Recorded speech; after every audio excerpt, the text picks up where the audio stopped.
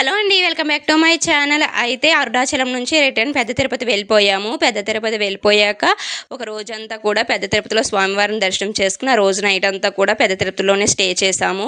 తర్వాత మార్నింగ్ అయితే ఇంకా తిరుగు ప్రయాణం అయితే స్టార్ట్ చేశామండి. పెద్ద తిరుపతి నుంచి విజయవాడ వచ్చామన్నమాట అమ్మవారిని చూడడానికి. ఎందుకంటే మాకు పెద్ద తిరుపతి వెళ్ళాక ఖచ్చితంగా విజయవాడ కనకదుర్గమ్మ తల్లి దర్శనం చేసుకుని యాత్ర ముగుస్తుంది. అప్పుడు ఇంటికి రావాలన్నమాట. ఖచ్చితంగా పెద్ద తిరుపతి వెళ్ళిన వాళ్ళు విజయవాడ కనకదుర్గమ్మ తల్లిని కూడా దర్శించుకోవాలని చెప్పి అంటూ ఉంటారు. మా సైడ్ అంతా కూడా పెద్ద తిరుపతి వెళ్తే ఖచ్చితంగా విజయవాడ కనకదుర్గమ్మ తల్లిని దర్శించుకుంటారు. ఇంకా మేము కూడా పెద్ద తిరుపతిలో దర్శనం అయిపోయిన తర్వాత నైట్ అంతా అక్కడ స్టే చేసి మార్నింగ్ బయలుదేరిపోయి ఇంకా విజయవాడ వచ్చేసామండి. మీకు చూపిస్తున్న వీడియో అంతా కూడా విజయవాడే, కానీ లోన్ అయితే వీడియో ఏం తీయలేదండి. ఫోన్ బయట లాకర్లోనే పెట్టేశాను. ఇంకా ఇంటికైతే సేఫ్గా చేరిపోయామండి. నైట్ 10:30 అయ్యింది ఇంటికి వచ్చేసరికి. ఇంకా ఆ టైంలో దీపారాజన ఏం చేసుకోనని చెప్పి మార్నింగ్ లేసి అయితే దీపారాజన ప్రిపేర్ చేసుకుంటున్నాను. ఫస్ట్ అయితే లడ్డూలన్నీ తీసి ఓ పక్కన పెట్టుకుంటున్నానండి. ఎందుకంటే ఆ లడ్డూలు పెద్ద తిరుపతి నుంచి ఇంటికి వచ్చేదాకా నేనే మోసానమాట. నా హ్యాండ్ బ్యాగ్లోనే పెట్టుకుని మోసుకున్నాను. హ్యాండ్ బ్యాగ్లో అన్నీ తీసేసి పక్కన పెట్టేసుకుని వేరే బ్యాగ్లోనే హ్యాండ్ బ్యాగ్లో ఓన్లీ లడ్డూలు ఒకటే పెట్టుకున్నాను అనమాట. లాస్ట్ టైం ఈయన తిరుపతి వెళ్ళినప్పుడు పాపం లడ్డూస్ అన్నీ కూడా మొత్తం పొడి పొడి అయిపోయినాయండి. మళ్ళీ వచ్చాక మా అత్తయ్య గారు నెయ్యేసి చుట్టారనమాట. మళ్ళీ సేమ్ అలానే ఎక్కడ అవుతుందా ఏంటా అని చెప్పి మళ్ళీ నేను ఏం చేశానంటే అవన్నీ కూడా బ్యాగ్లో కవర్స్లో అవన్నీ తీసేసి బ్యాగ్లో పెట్టుకున్నాను అనమాట. మొత్తము బ్యాగ్లో పెట్టుకుని చాలా జాగ్రత్తగా ఎక్కడ కింద కూడా పెట్టకుండా జాగ్రత్తగా తీసుకుని వచ్చాను. నేను జాగ్రత్తగా చూసుకున్నందుకు లడ్డూస్ ఏం పగరలేదులేండి, చాలా వరకు బాగానే ఉన్నాయి. దానికి తగ్గట్టు తిన ఫ్రెండ్స్ అలాగే తెలిసిన వాళ్ళు గట్రా తీసుకురమ్మన్నారంట. ఖచ్చితంగా పెద్ద తిరుపతి వెళ్తున్నావు కదా లడ్డూస్ తీసుకురా అని చెప్పడంతో పొడైపోతే బాగోదు కదా ఇవ్వటానికి అని చెప్పి చాలా టెన్షన్ పడ్డాను, ఎక్కడ చిరిగిపోతాయో ఏంటో అని చెప్పి.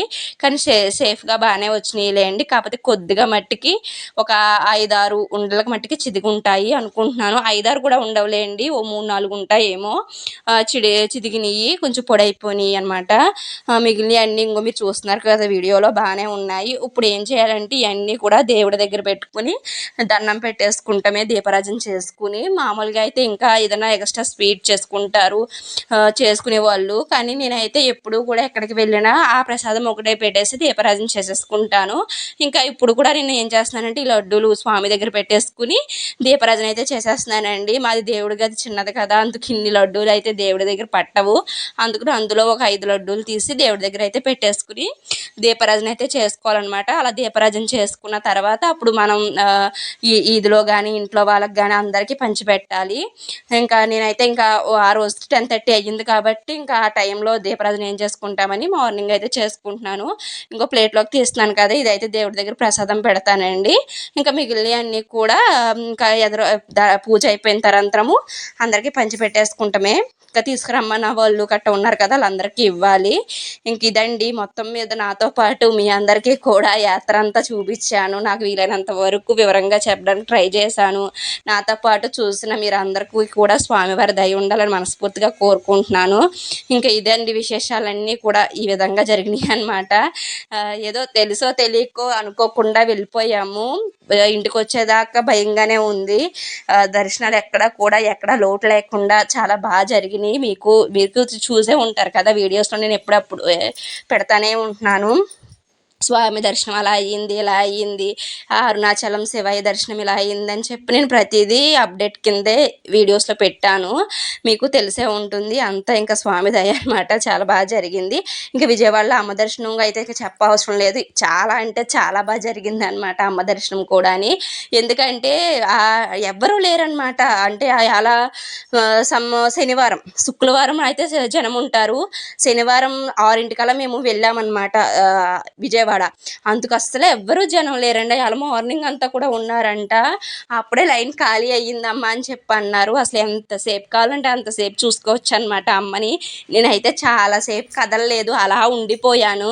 ఎందుకంటే నేను విజయవాడ సంవత్సరంలో ఒకసారి వెళ్తాను, అది కూడా దశమికి.